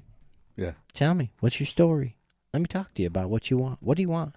I never started out with anything about the military. It was always about, hey, who are you? I want to get to know you. And how can I help you be what you want to be? That's what it was, huh? It kind of sounds like Army, but it's not. It was like, right. I want to make you what you want to be. Do you want to be Captain America or do you want to be Iron Man? Which one do you want to be? Let me show you how to do that. And I lived through that. I lived through it, man, because it was like I was in Korea in '99. I was sitting down. I was in a little Jeonju hut. It was a bar place, and just sitting there, and I heard a voice. Right in your head. No, behind me. I was at the bar. No. I was at the bar. You're the one with the voices in your head. Yes, Father. He thought he had a friend for a second. You too? Yes, Father. Wow. The voice is in his head. We have something in common. No, that's a ringing. But so I heard these voices behind me, and I'm like, man, that sounds really familiar. So I turn around and look, and it's like, Janice? And it's like, Scott? I was like, so there's somebody I knew from a long time ago, right behind me in Korea as a Chinese linguist in the Air Force. And it was just like one of those things, like, what made you join the Air Force? She's like, I just want to see the world and travel. I didn't know I could be a linguist. And wow. But it's just funny because my little town of Franklinville, New York, is small. I mean, really, we graduate like 45 in a class, and to meet somebody that was in a grade above me in Korea, the likelihood of that's very small. It's crazy. It's crazy small. Yeah. So you didn't even know she was in the Air Force? No. Let alone in Run Korea. into her In Korea, yeah. That's nutty, man. That is nuts. So in 1996, when I went to Saudi Arabia, I was in a movie tent, right? So when we got to Saudi Arabia, there was nothing there. We had to build our own tents. We had to do everything. We had to make the villa, right? Yeah. Sucked. It was like, ugh. But sitting down, we were in a movie tent. We were listening to some stuff. Actually, we were watching the Yankees and the Atlanta Braves. Okay. It was like 4 o'clock in the morning. We were watching them play. Perfect. And I heard Chipper Jones. I heard a guy behind me say something. I was like, my eyes kind of wide. And I was like, You recognize the voice. oh, yeah. It's like, I looked back and I was like, is that Tech Sergeant Williams back there? He's like, yeah. It was my TI. Oh. It was my TI from basic training. No You're kidding. No, he was Oh, behind man. me. I was like, dude, because, every person in the military knows, man. If you know your TI.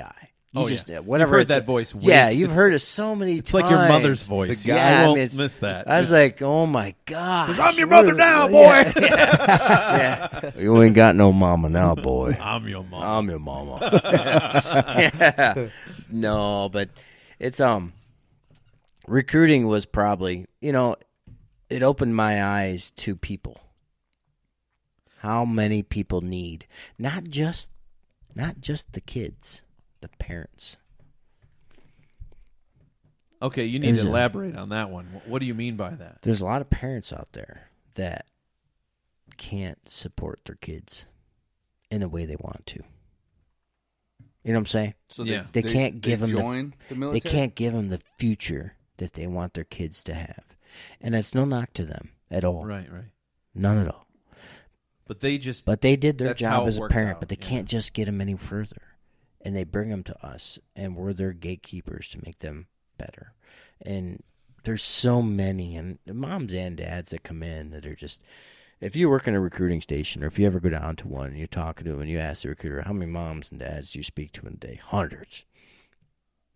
Not just when you first recruit them. Are they calling you? You calling them? Oh, they're both? calling us all day. Hey, my Okay. son, My kid needs direction. my kid, I really need him to come in and talk to you. I'm like, okay. No, I really need him to come in and talk to you. Okay. Oh, really? And it's... Is it troubled kids? Is it kids that are in No, a... it's every kid. It's from one extreme to the other. Really? Yeah, it is trouble kids sometimes. Sometimes it's trouble. Yeah. Sometimes it's just I don't have the money to send them. Yeah, I mean, it's... I didn't personally put in this young lady, but my recruiter called me one day. He's like, boss, I need you to come up. And they're like, all right, cool. So I went up there and I sat down with him. And he goes, I just need you to sit down with this young lady with me and hear her story, because I had to approve her to go to my commander, to go to his commander, to go to the Air Force commander, to join the Air Force. And I can't say what happened, with her personal information, but No. it was enough to where you're like, what? That ain't even possible.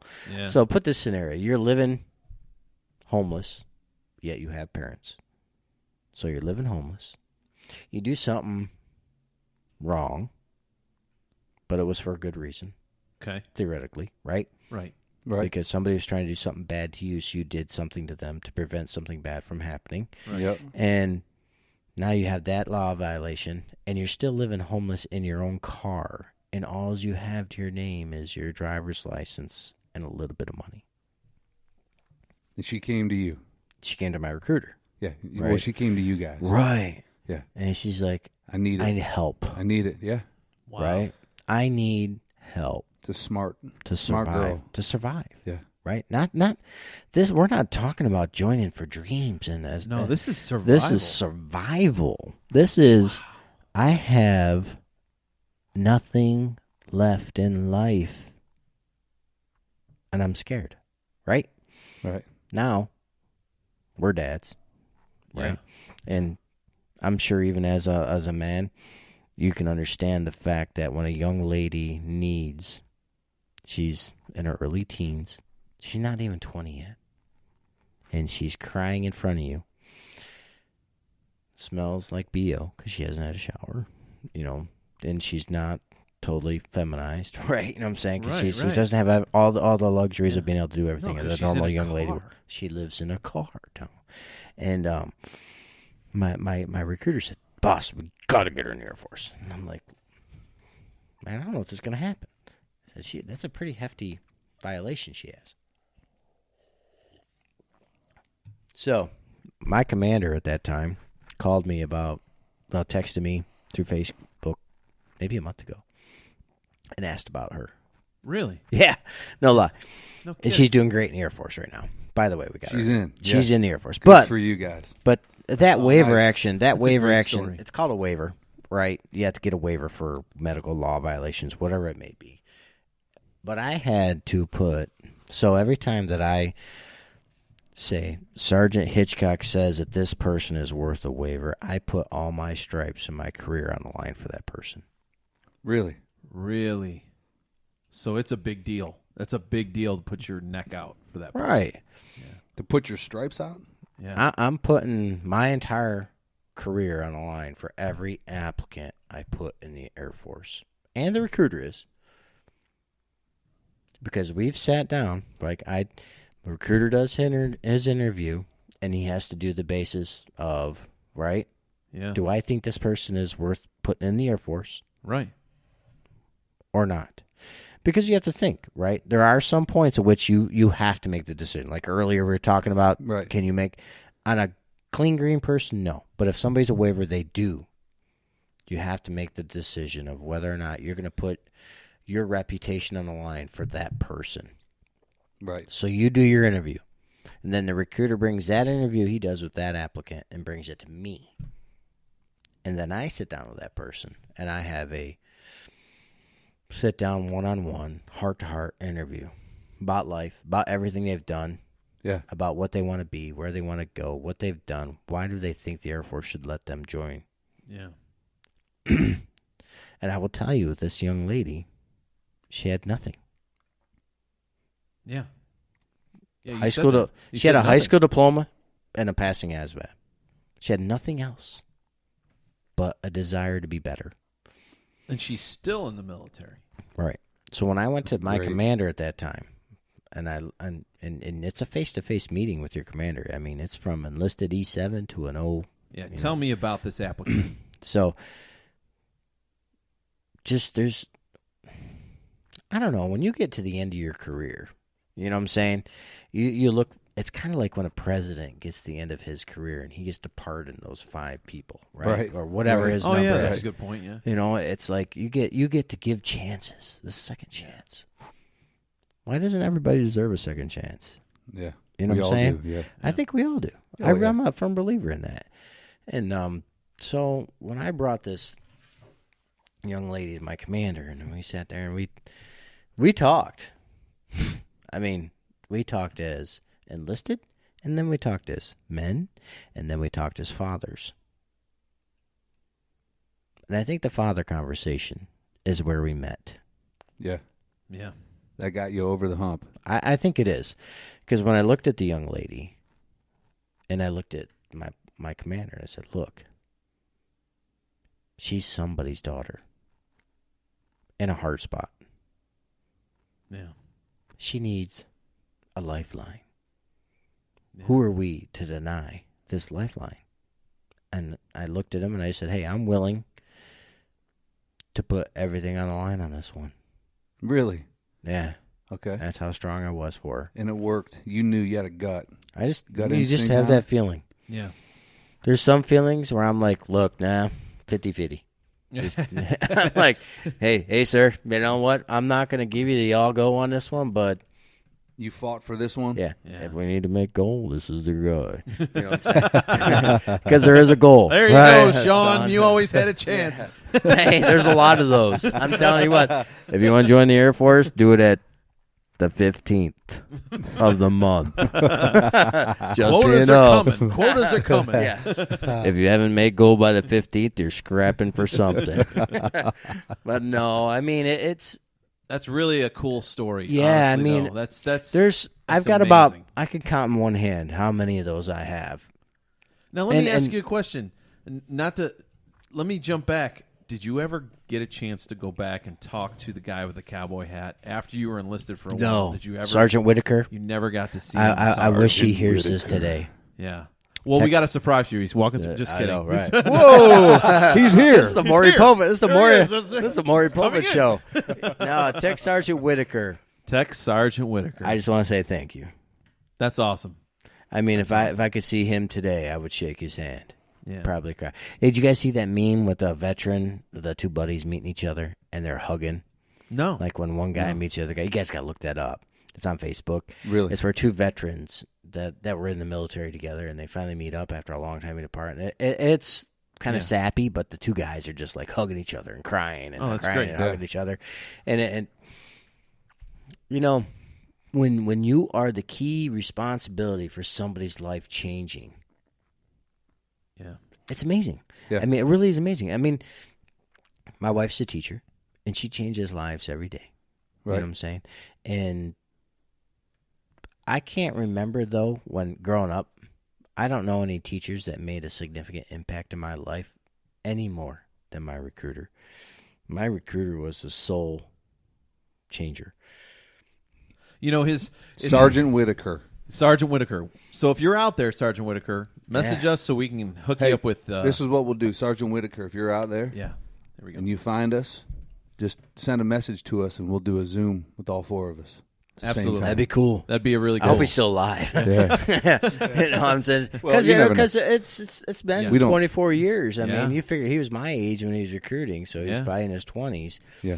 But it's but no, I mean, I see all these because I'm on all these like Facebook pages for recruiters and stuff, and I'm like, I've never seen him on there, and I'm like, dang, I wish I would see. He that might have dude. retired Yeah. right after. Olean, New York. You He might was have a been- recruiter, 1995. But and maybe he doesn't want to be found. That's possible. It's very Because possible. with all the recruiter issues. But, no, man, I tell you, I think recruiting. If you're in the military and you're not a recruiter, you're missing out. That's great. Because I think it is the best job. I think it would be a good job. I think it would be too. Yeah. Because you're selling every aspect of what's great about the military. Everybody knows there's bad parts. There's every job has a suck. Embrace the suck. Right. If you can embrace that 10% of the suck, the rest of your dreams will come true. Yeah. Now, before we started the podcast, we were talking and everything. You had mentioned your shirt.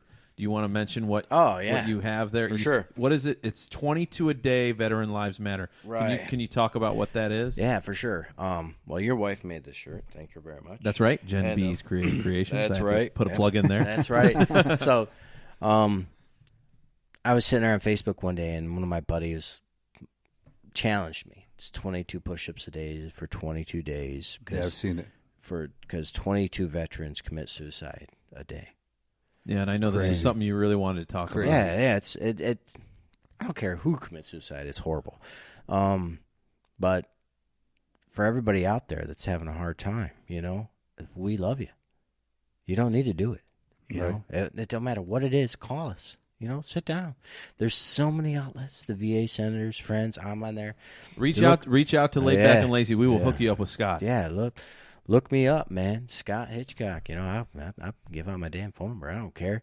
I mean, call me. Because we all have hard times in life. I don't care who you are. We've all been there. Been at the bottoms. Been at the doldrums. We just been there. I mean, my dad died. My mom died.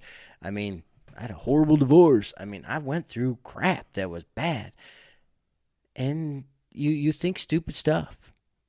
But there's always a light, man. That sun comes up. We always joke in the sod company. We're like, put it down green side up, please. Yeah, okay? Grass, sod, green side up. Mm-hmm. You always want to be on the green side. Every day I wake up, I'm on the green side. Right. But you think of it like the old What About Bob movie, man. It's baby steps. Baby steps. You don't have to solve all your problems in one day. You just have to solve a bit of it. Look at each problem. Look at how big it is. Talk to somebody about that problem, and let's solve it together. Let's be together with this. There's no reason why anyone should be alone. In any situation, I don't care if you're young, old, veteran, cop, lawyer, teacher. I don't care what job you're in. I don't care. You're a human being. I don't care who you are. You can always call me. Yeah, I don't care where you're at, what you're doing. If you're on the side of the road or whatever you're doing and you want to commit, you're thinking about ending your life, call me. Walk in and talk to somebody about it and say, I don't want to live anymore. Because it's hard. Because and we go through this training in the military all the time. It's like ask, right? Ask the question. And people in the military always laugh because we have these same videos all the time about suicide training. It's like guys playing basketball and he's having a bad day. He's like, screw you, man. He walks off the court and he's like yelling at us. It's like, should I go talk to him? No, I'd be okay. Next thing you know, he commits suicide. It's the truth, though. Yeah. Yeah. You just don't know, man. I mean, I don't care who you are. If there's been instances where I was a flight chief, If you don't say the right thing to me, I'm going to ask you the question. And I'm going to be like molasses on you. Dude, what's going on? How you doing? What's your problem? And you got to ask hard questions sometimes. And if you can't ask the hard questions, then you walk them to somebody that can. Right. That's a key thing. You don't leave somebody alone. You walk them to a person that's stronger than you. It's a huge issue. It is. It's a huge issue in every part of the world. It's not just the military. But being veterans and being part of that group, there's a lot of people that have been through a lot more than me. I've had conversations with my veteran buddies, and the way that people kind of reapply themselves or put themselves back into just normal culture, normal everyday stuff is all over the board. Right. There's people that, like one of my buddies, he was in Afghanistan, fought a couple tours, came back perfectly fine. Right. And I asked him about it. Said, what's the difference? Because I had a conversation when we played at the Thirsty Cowboy. Do you remember talking to that bouncer? I do. He was a veteran and he was struggling. Really? Yeah. Telling us some heavy stuff, and I kept talking to him. I was like, man, are you okay now? Right there, he was talking to you about that. Boom, boom, just let it all out. Looking for a lifeline. Right. And a lot of times that's what it is. And that's when we need to be the most sincere, is when Which we were. Yeah. I was like, man, it didn't go in one ear and out the other. I was like, man, are you all right? Mm-hmm. You don't hear that every day. No, and that's the thing. And when I was living on a base, you'd always hear of the young people taking their lives. You know what I'm saying? You're 18 to 25-year-olds. Who weren't sure of who they were. And 9 times out of 10, when you look back at their meetings with people and what they said to people, the signs were there. Were there? Yeah. Like they were really stressed out for a certain amount of time. Then all of a sudden, they were at peace. I'm doing great, boss. How are you? No, nothing's bothering me. When the week prior, they were like... They went numb. They went numb because they already had made the decision. Yeah. When they make the decision to commit suicide, they become satisfied. They're like, look, it's all over now. I don't have to worry about this anymore. Right. Life's good. I'm done. Mm-hmm. Don't worry about me. And so that's that. If you ever see that, whether it's with your kids or with anybody, you got to make sure that you understand that that's a warning sign. Is when somebody goes from being really stressed to don't care about nothing, everything's fine. It could be a warning sign for that. And that's that's one of the suicide training things that we get in the military, because it's so hard, because and it doesn't matter if you're single, if you're married, it is tougher for people that break up and they're married or they're getting divorced. I mean, that is a big contributing factor, but it's life-changing events, whether it's marriage, relationships, or maybe they get promoted, or maybe they got in trouble. Sometimes it's, hey, you did something stupid, right? Now you're going to get in trouble. Right. Now you're just looking for a way out. Yeah. Whatever. So there's always different reasons for it. We've had people in the community commit suicide, and it's like, what? How in the world? Yeah. What? I don't know. You just have to be really aware of it. I mean, you can't prevent it all, right? We can't. But if we can prevent one, I've done my job, and that's what this was all about. 22 a day. 22 push-ups a day. Yeah. 22 push-ups days. A tribute to is that a nonprofit organization or anything like that? It was sponsored by the veterans through the 22 military. a day. Yeah, if you look it up on Facebook, you can find it. We just all did it. We'll find it. I was just like, I would just nominate somebody that was a veteran, and they would do it for 22 days. My son Connor and I did it a couple times together, and I would just do it upstairs in my bedroom and videotape it every day. I did it on and Facebook. Post it. Yeah, yeah. I have a lot of buddies that have done it. Yeah, And then, you know what though? I'm gonna do 122 a day. Yes, I'm gonna do 222. Where's the gym? But to get off of that, it's a serious note, and they just need to know that the sun comes up every day, just like that tomorrow. Here comes the sun. Da-da-da-da. Well, and we know the sun comes up Joy, because pump it up, and pain. And Keep it going now, sunshine. right, and we know the sun comes up because we have Mr. Sunshine Pants That's right. right here. So Let me ask you a quick question. You're a golfer, right? I love golf. yeah. Okay. So what's the best you ever shot? Best score? You Par. in the 80s, 90s? Par? Is that what you said? No, I don't think I ever hit par. I think 38 was the best I did on a 36 one time on a par 9. Yeah. I usually fall apart in the back because you start to have Bud Lights. Or I know how that you have works. to have I know. it. No, I know. You know what? There's two things that for me are perfect together: is golf and beer. Mm-hmm. I don't think I've ever played a round of golf without drinking a beer. My son and I, we play, and he's my DD. So the first 9 we play tough. Like we're neck to neck, and we're playing hard, and he's like, "Dad, don't you think you need to get a couple beers on the?" So I'll get him hot dogs. I'll get me like 4 beers, and then he starts to beat me or whatever. But Starts no, pulling it's away in the yeah. back 9. Yeah. Let's go play. Yeah, Let's I'd go love play. to. I know I'd you love to played go with play. him. Yes, What, in the last rain. Yeah, in the rain. I'm a very good rain player, by the way. That was a big drinking night, and you had to wake up at the crack Oh. with him. Well, my wife Remember comes that? up to me and she goes, Hey, 7:35 tea time, right? Let's go. Are you going? Let's go. Yeah, speaking of that, I golf tomorrow with a bunch of my military Oh, buddies. good. Yeah, Do you? guys that where are you playing? Rawiga tomorrow. Oh, We're playing nice. Rawiga. Great. That's yeah. a great one. Yeah, a bunch of guys, all recruiters. One's a chief, and a couple other guys I recruited with, and we keep in touch. And we just go golfing once in a while to keep talking about. You hit a fade, draw. I'm more of a I hook. Or straight, yeah. Yeah. No, So you know what? You're It's funny. hoping for a draw, but Yeah. sometimes you hook it, you overcook it. And this is another shameless plug for the Air Force, is I would have never started golfing if it wasn't for the Air Force. No, there you go. Yeah. Another 2005. great reason Yes. to join. 2005, I started headhunting for doctors, and the first thing my boss said, Master Sargent Gale said to me, he said, "Get yourself a pair of golf clubs." I was like, "Why is that?" Because all doctors golf. That's a fact. And then we sat there and we laughed for hours, man. But no, I mean, the best thing about the military is you're part of a family. You're part of a tradition that started when this country decided that tyranny or somebody controlling them was no longer authorized.